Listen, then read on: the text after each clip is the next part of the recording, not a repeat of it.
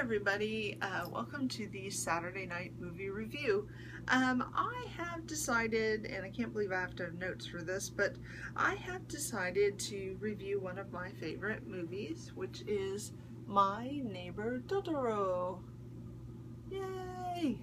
I don't know how many of you have seen this, if all of you have seen this. I'm not sure.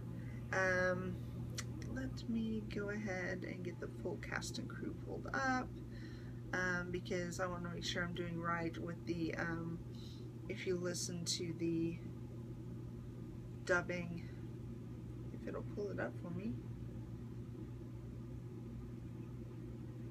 Oops, I hit the wrong button. Hold on. Because I watched it subtitled, so this is so tiny. Hold on. There we go.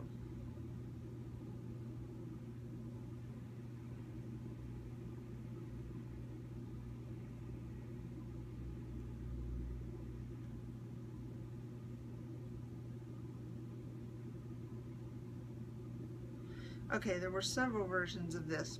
Okay, so this is a Studio Ghibli movie,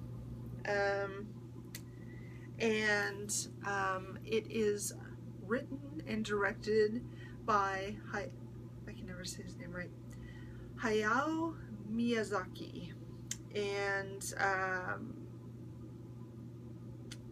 basically it's about two young girls and their father who move out into the countryside, into an area where they can be closer to their mother, who is in the hospital and is staying there for a chronic condition. She can't come home for a while, so she stays there, and they are closer to her, so they can actually just even ride their bicycle there to go see her regularly.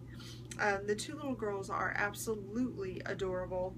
I highly suggest watching this subtitled. I've not watched it dubbed, and I probably never will, and I'm not one of those anime snobs that only watches things subtitled, but because it's how I watched it the first time and fell in love with it, and as you can see behind me, I have a Totoro poster. It is one of my favorite things in the entire world.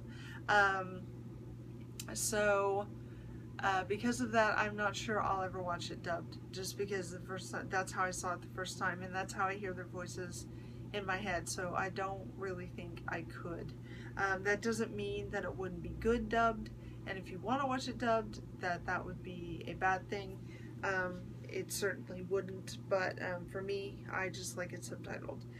The cast in Japanese for Mei is Chika Sakamoto, and for Totoro is Hitoshi Takagi. For Satsuki is Noriko Hidaka, and those are really the main ones. Granny is Niekita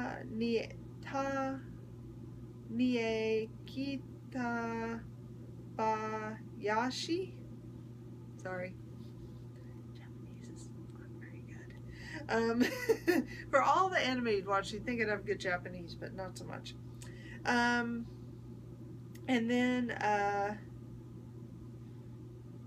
looks like here's some dubbing, but the dubbing that most people are going to be familiar with would be the Disney version.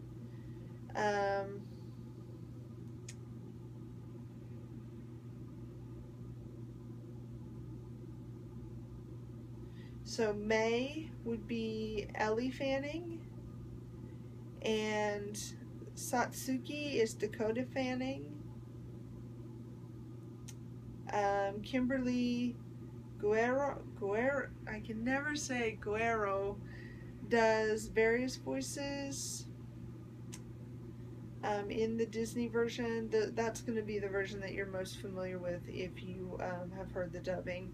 That's the one that was released here, and that's how people became most familiar with My Neighbor Totoro. It's very magical because very, very magical and spiritual, because Totoro is a forest spirit. Um, and it's so cute because there are little Totoros, and then there's the great big Totoro. And there's also little actual dust bunnies is what we call them, but they're soot balls. And so anywhere that it's dark and dusty, all these little soot balls come out, and only the little girls can see them, not the adults. But Granny knows this, and so she tells them, you know, if you clean, they won't be there. Um, so, but then the littlest girl sees one of these little Totoros getting an acorn, and that's kind of how the whole story begins. I don't want to ruin it, but it is absolutely adorable, heartwarming, funny. Um, it will make you laugh. It will make you cry. But it's a movie that I watch it's a comforting movie. It's definitely a family movie. You can watch it with anyone. It's rated G.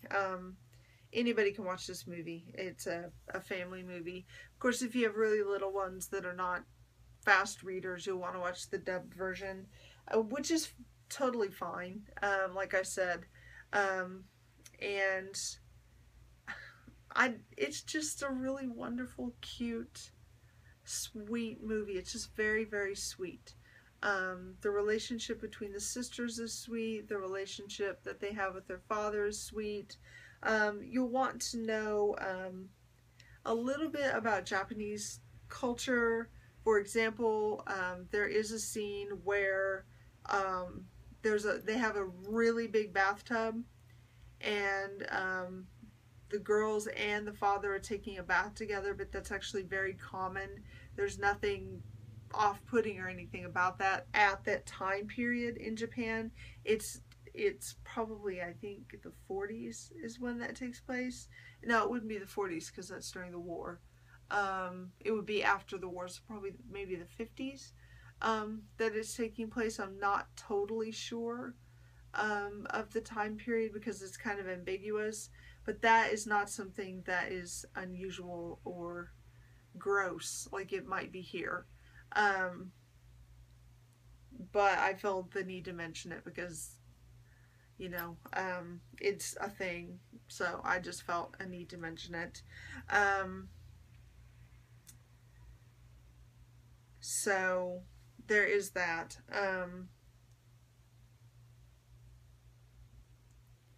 But like I said, it's a very magical world. It's a very spiritual world for the children because they're able to see into this spirit world. And what's awesome is their father never ever denies them. He never doubts that they are seeing these things. Granny never doubts that they are seeing these things. They believe them. They believe them to the point where they take them to places so they can leave offerings of thanks that they have seen these things. And I find that to be really, really beautiful in a country where so many parents would say, you're not seeing that, that's not real, and they would just blow it off. Well, maybe, you know, maybe it's not real, but you know, or maybe the father knows it's not real, which it actually is real, but maybe to him he knows it's not real, but he still believes the children and believes that it's real, and he nurtures that in them, and I find that to be very beautiful. I find it to be very beautiful that he talks about the forest spirits to them and how sacred they are and how special it would be if they were to see one. It's just a beautiful, beautiful movie. It's a beautiful movie. And I remember when I watched it, I didn't know what to expect. I'd seen Spirited Away, which is another movie by Mr. I can never say his name. Miyazaki. I don't know why I can't say Miyazaki. It's not even hard to say. I'd seen that, and loved it. And everyone's like, why have you not seen My Neighbor Totoro? So finally I watched it, and I'm like, why had I never watched this? It was just, and all of these movies, all of them are very magical and spiritual and deal with things that maybe children see that adults don't. Um, but this one in particular really touched me the most. Um, so if you want to watch something that's heartwarming, with a spiritual touch to it, um, and a close relationship with a family, a close relationship between two sisters, um, a wise woman, Granny. It is a very wise old woman who knows things.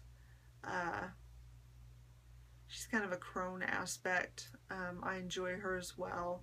She's very respected in the community, um, which is really wonderful to see in a film.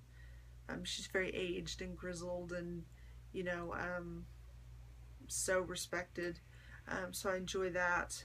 So if you want to see things like that in a film, even if you're a grown up and you don't have any children, this movie will move you,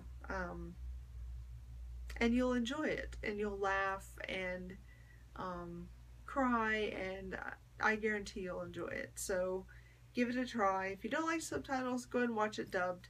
No big deal. I would say probably the Disney dubbing, because I know for a fact that Dakota Fanning is a fantastic actor. So, but I'm trying to see if I recognize any of these other. Let me see who Frank. This person sounds really familiar.